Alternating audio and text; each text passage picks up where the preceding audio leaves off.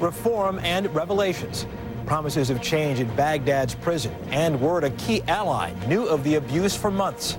Secretary of Defense Rumsfeld on the defense in the wake of his testimony. Higher and higher, soaring world oil prices take a toll at the pump. And a landmark with a glittering past faces a most uncertain future.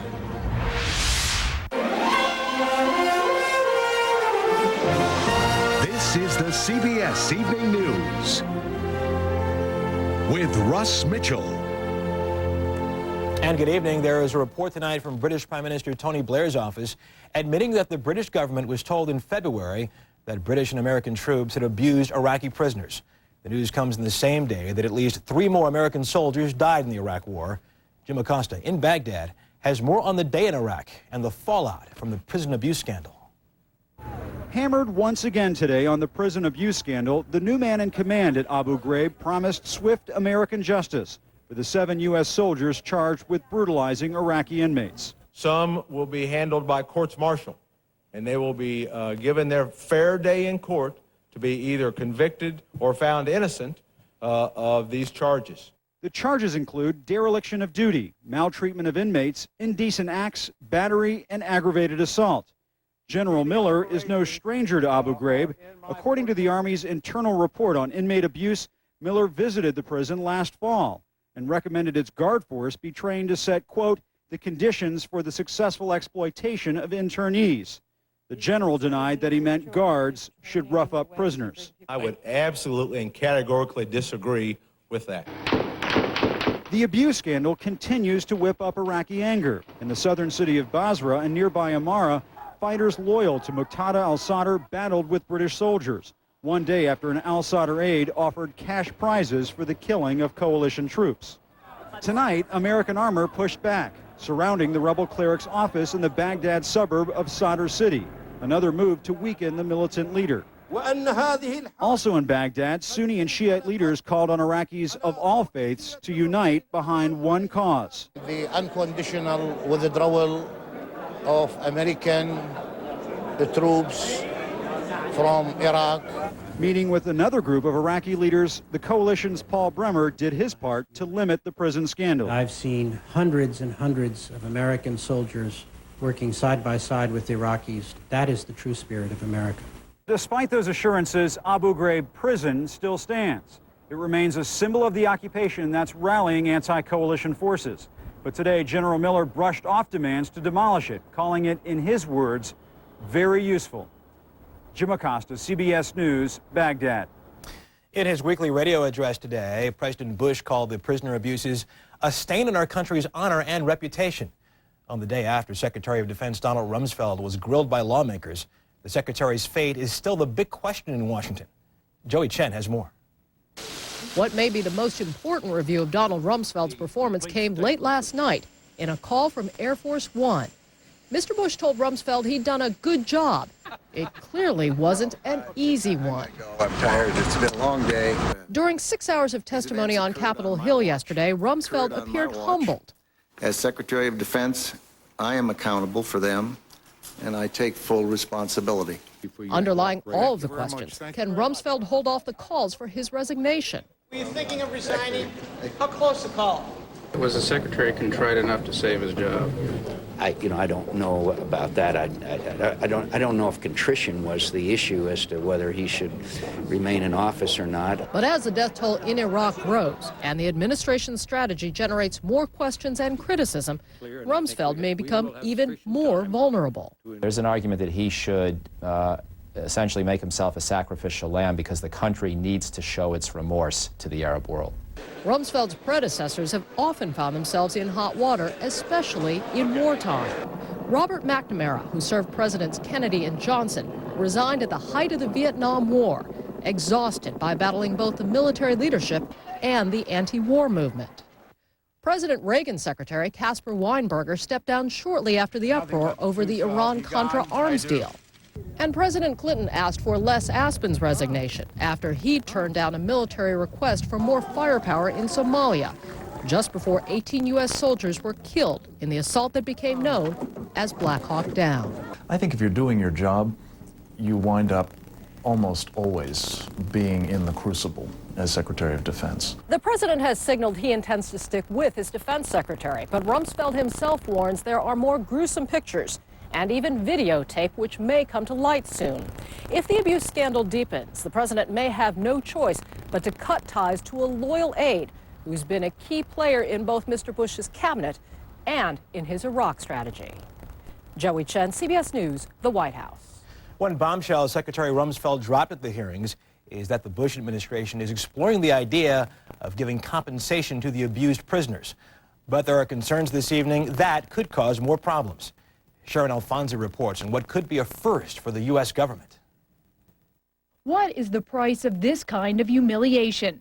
It's no longer a rhetorical question.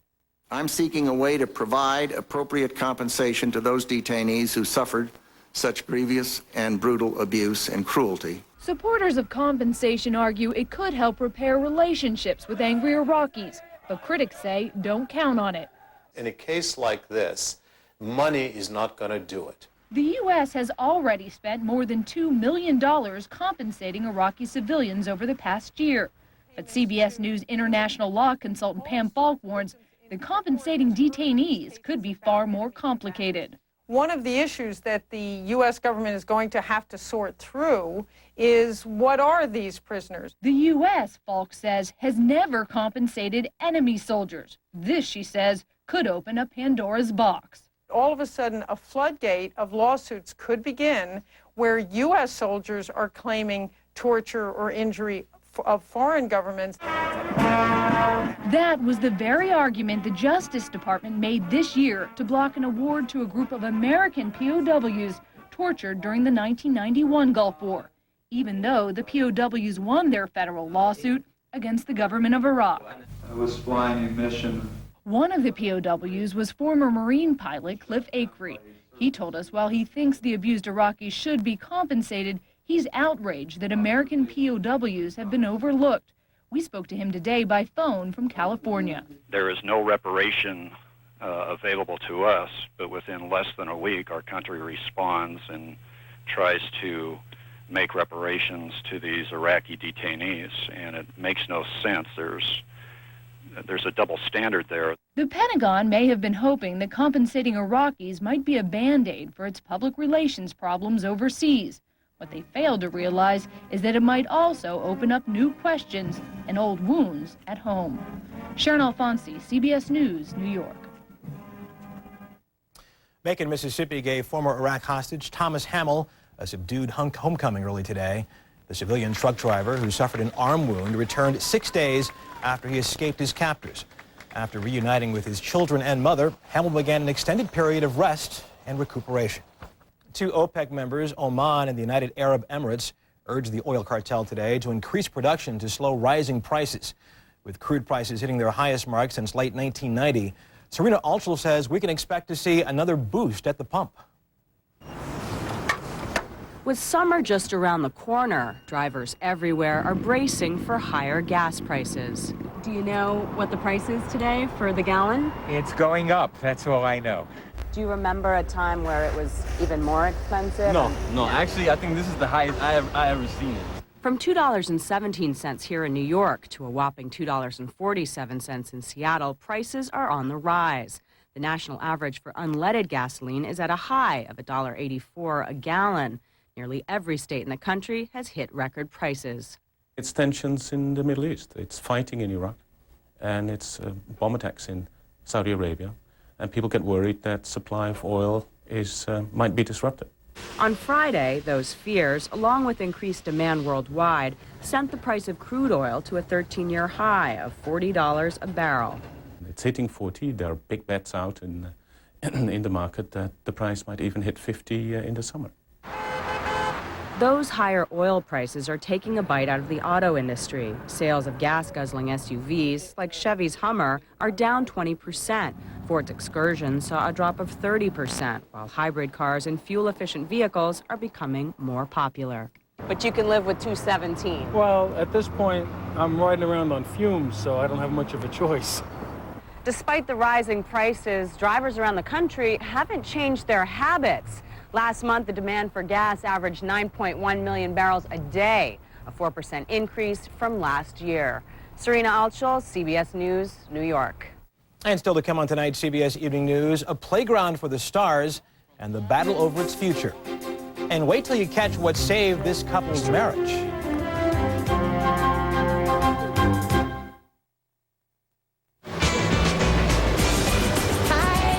That was great, Mom. I saw 5 snakes. I got a fish. You wanna go, do what you wanna do. There's a different way to treat seasonal allergies. Singulair, the only seasonal allergy medicine that specifically blocks leukotrienes, an underlying cause of allergy symptoms. It's a once-a-day chewable tablet that helps relieve a broad range of symptoms for a full 24 hours.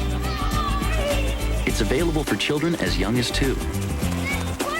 Side effects are generally mild and vary by age and may include headache, ear infection, sore throat, and upper respiratory infection. Ask your child's doctor about Singulair.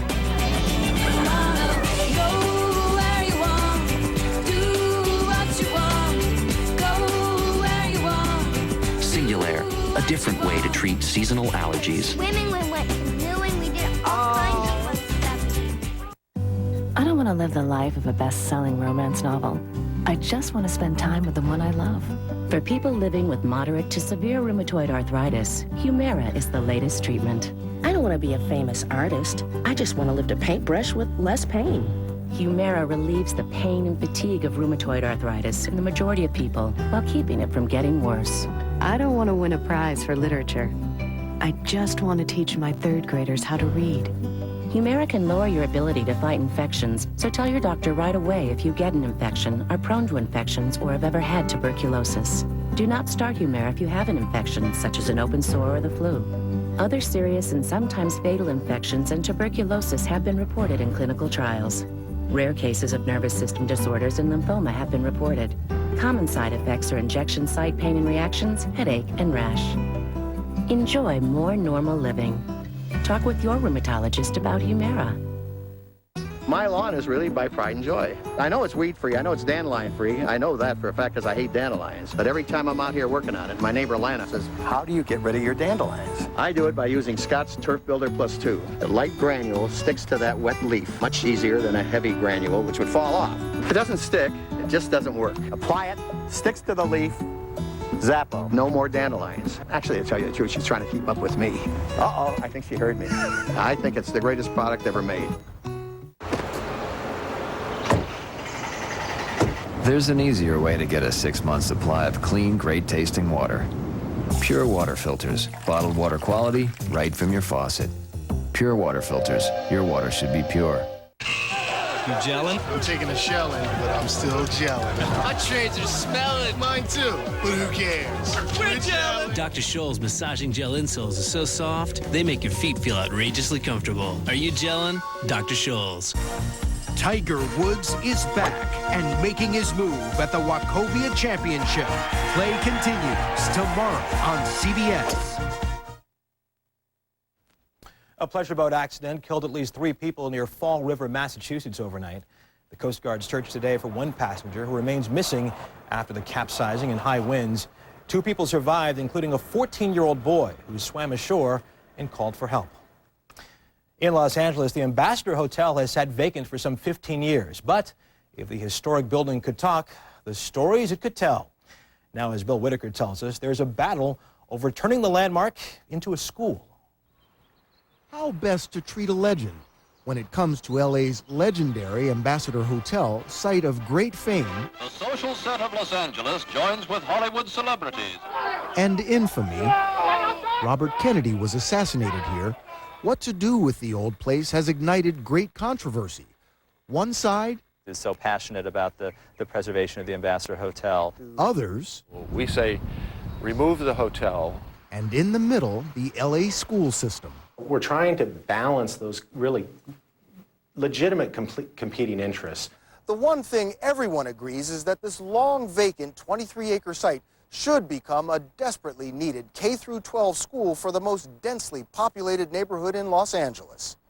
A neighborhood where every school day hundreds of students line up at 6 a.m. for buses to far-flung schools, sometimes an hour or more away.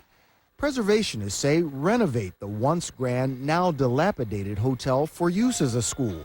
School officials say that would cost $100 million. $100 million, yes. That's $100 million more than raising the hotel and building from scratch. The total, more like $300 million. It's a challenge to think about spending $100 million more when we have so many schools to build in this community. But more than 40 preservation groups ask, what's the price of history? Physical preservation has value. Why do school kids go on field trips to see historic sites? This is the famous Coconut Grove. Yes, it is. In a city where history is often an afterthought, the ambassador stands out. The Golden Globe Awards. For decades, the Coconut Grove was where the stars came out at night. Khrushchev stayed here. Nixon wrote his checkers speech by the pool. Have you gotten us a room yet?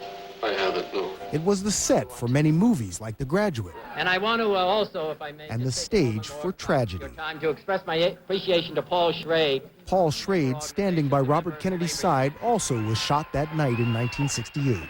Tear this down. Yes. See, Robert Kennedy was a man of action and a commitment to social justice, and he would want new public schools here for these kids. The school board must soon decide whether to make the old give way to the new or have past and future share a place in time. For the students, it couldn't come a moment too soon. Bill Whitaker, CBS News, Los Angeles. And just ahead on tonight's CBS Evening News, Swingtown, USA, and the reaction to the prison abuse pictures.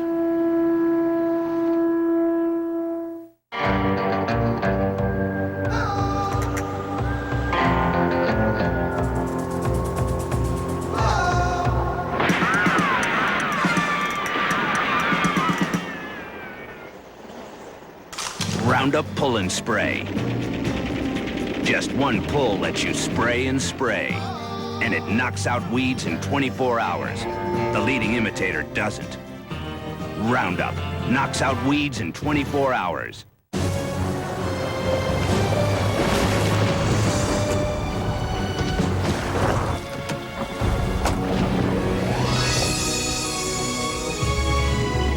Relationships in life are more important than the one between you and your Michelin tires. Rugged, long-lasting Michelin truck tires. Michelin, because so much is riding on your truck tires. Buy this great bobblehead and help support the American Humane Association. Visit MichelinMan.com.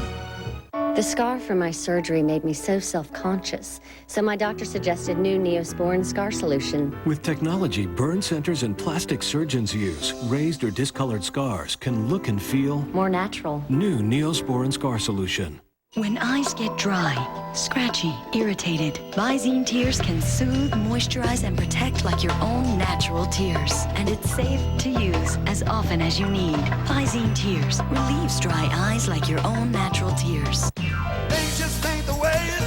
A different generation needs a different kind of denture adhesive. C-Bond is a thin wafer made from soft microfibers for comfort and 3 adhesives for all-day hold. No ooze or pasty mess. And a kind of hold and comfort you have to feel to believe. C-Bond, a different generation. Dentures dingy? Get a bright, white smile with C-Bond Brightening Gel. So I'm wondering, what's a Thermacare heat wrap? Then I put it on my aching back and I realized, oh, it's like a heating pad without a cord. And my pain just melts away. Yes, I feel like I could do backflips. No.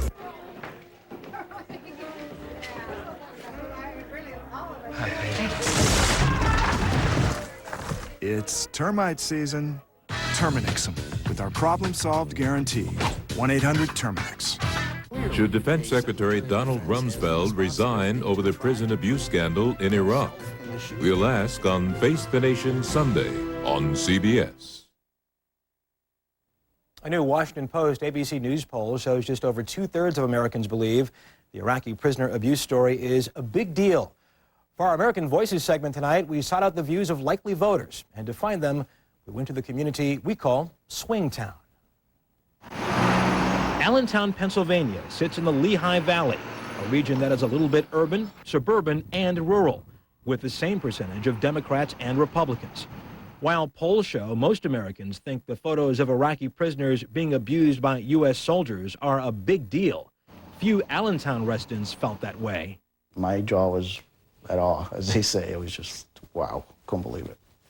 38-year-old Eli McCool returned from Iraq in March after spending 10 months as a contract linguist for the Department of Defense.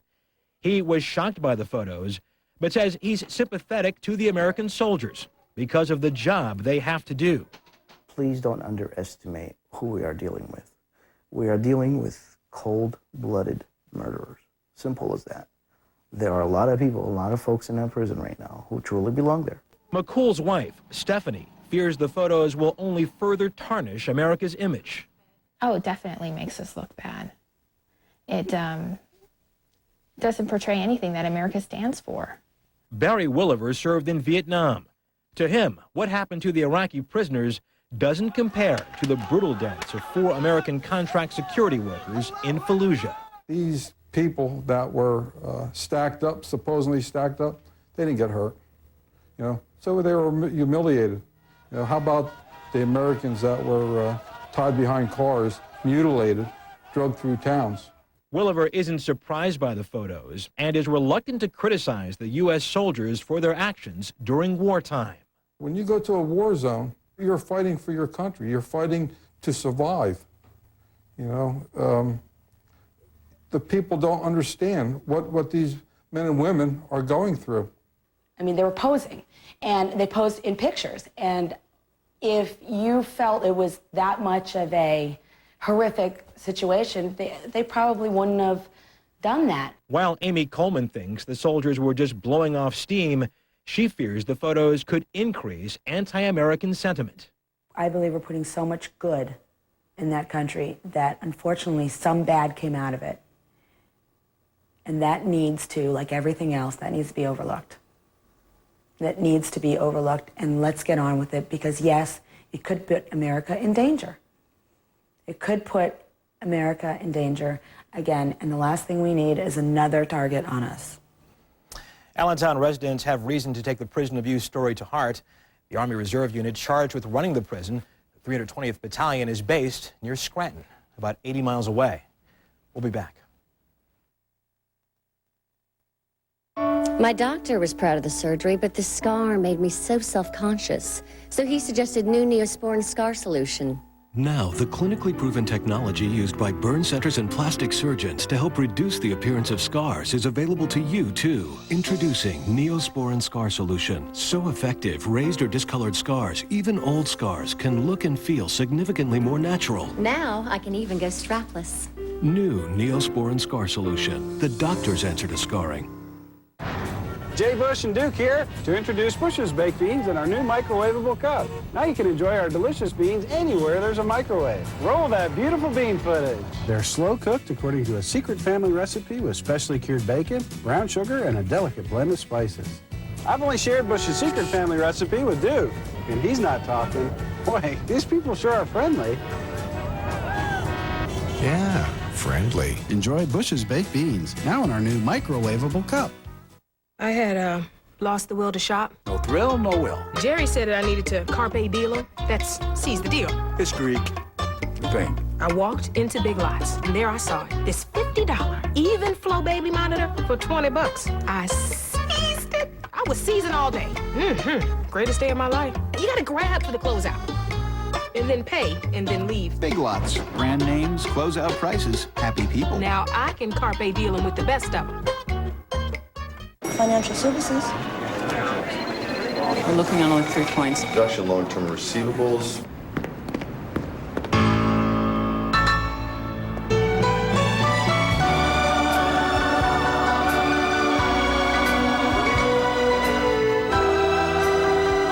The luxurious Hyundai XG350L with America's best warranty. It's getting noticed in more ways than one. My dream was to own a child care center. With some hard work and good financial advice, not just open my 3rd. Financial services from Mutual of Omaha. Our children are our future. They just don't know it yet. Begin today. How did we get the natural fiber of Metamucil powder into convenient capsules? Let's just say it wasn't easy. All the benefits of Metamucil in capsules. Get regular, stay regular, the convenient way. Phony college degrees. Some very high officials in your government have them. Surprised? CBS News investigates Monday on the CBS Evening News with Dan Rather. Finally this evening, sometimes what makes a marriage work is a mystery to outsiders. Our Steve Hartman learned that lesson when a random toss of the dart took him to Indiana and proved yet again that everybody has a story. After darting to Portland, moment of truth, and pointing out my story, the guy I got on the phone, William Bond, was also the phone guy. 58-year-old Bill Bond is a service tech for Sprint. His wife, Cindy, a loan officer. This year, they're celebrating 17 years of happy marriage. 34 years total. I always tell everybody the first 17 years of our marriage was hell. The last ones have been great. This is my getaway place from my wife. Apparently, they used to fight a lot, for a lot of reasons, but mostly just because Bill was a... Yeah, I was a... Was a... I can't think of a nice word to say there. But... Yeah, well, it would be an SOB is what he was like when he was, yeah. In fairness to Bill, he was never a total wretch. His son, Casey, says he was a great dad. Says he would always drop whatever he was doing for a game of catch. I don't remember one time my dad ever saying no. And my dad always did that with me. If he was home, he would play ball with me. Don't let him go that far. He's fine. Unfortunately, Bill wasn't nearly as accommodating to his wife. And after 17 years, both Bickersons had had enough. And I grabbed a suitcase, put some in it, and I said, I'm out of here. And I said, if you leave, you're not welcomed back. I remember knowing that something was different about the argument. Casey was all of 11. And I remember his face was just beet red and his eyes were black. No marriage counselor in the world could have gotten him to stay. Suitcase was in the car, keys in hand. All that was left was one short goodbye. I just told him, I said, I'm not arguing with your mom anymore, I'm leaving. I hope you understand. And that's when he threw me the glove and the ball. Says play some pitch. So we did. Kid knew what he was doing. I think so. And about an hour later, Cindy come to the door and said, supper's ready. And he came back. In the years that followed, there would be other fights, but never as serious. There would be other apologies, but none as pivotal. What would have happened if your son didn't ask you to play catch that day? I would probably be somewhere else today. Really? Yes. Of course, we never know the path not taken. Keep your eye on it. We'll never know what Bill's story would have been if he hadn't played catch that day. Although I'm pretty sure the ending wouldn't have been quite this perfect. Steve Hartman, CBS News, in Portland, Indiana. And that's the CBS Evening News. Thanks for joining us this Saturday evening. I'm Russ Mitchell, CBS News in New York. Have a great Mother's Day. Good night. For news 24 hours a day, click on cbsnews.com. Brought to you in part by Walmart, bringing your community jobs, low prices, and support for neighborhood programs.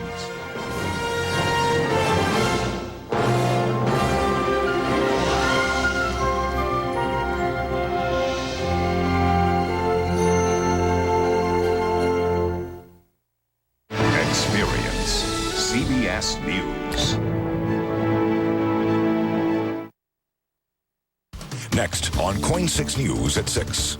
Portland police officers thought they were being shot at. Tonight, a police commander talks about how last night's scare points to a bigger issue. Also tonight, a southeast Portland road is closed after a deadly traffic accident. And our top story, a train derails in downtown Tualatin, bringing traffic to a halt, and a hazmat scare for firefighters. Now, with Amy Morrow and Ken Body, this is Coin 6 News at 6. Part of a 24-car train derails in downtown Tualatin, leaving behind a mess. Good evening, I'm Amy Morrow. And I'm Ken Body. Welcome to Coin 6 News at 6. The train tipped over about 3 hours ago, but there's still quite a mess left behind near 90th Court just south of Tualatin Sherwood Road. From News Chopper 6, you can see 5 cars of the train derail. There was also an environmental scare at the scene. There are those chopper pictures right now.